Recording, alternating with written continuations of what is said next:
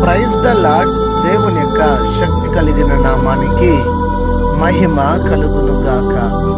ఈరోజు దేవుని యొక్క వాగ్దానము యెషయా ప్రవచన గ్రంథము 41వ అధ్యాయము 12వ వచనము. నీతో కలహించు వారిని నీవు వెతుకుదువు గాని వారిని కనుగొనలేకపోవుదువు.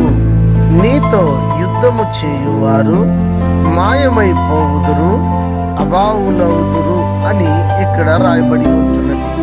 ఈ దినము దేవుని యొక్క వాగ్దానాన్ని వింటున్న వారులారా మీరు గమనించండి.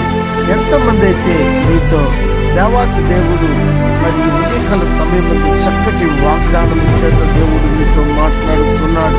ఇది వరకు మీతో కలహించిన వారు, యుద్ధం చేసిన వారు, నీతో గొడవ పెట్టుకున్న వారు, నిన్ను అవమానపరిచిన వారు, దుఃఖపరిచిన వారు ఇక మీదట వారు నీ ఎదుట నిలబడలేకుండా పోబోతున్నారు. కారణం ఏంటంటే నీ దేవుడైన యెహోవా నీ పక్షమున నిలబడి నీతో కలహించే వారితోను, నీతో యుద్ధం చేసే వారితోను, నీతో మరి వ్యతిరేకంగా నడుచుకున్న వారు, నిన్ను నిందించిన వారు, నిన్ను అవమానపరిచిన వారు ప్రతి వారు కూడా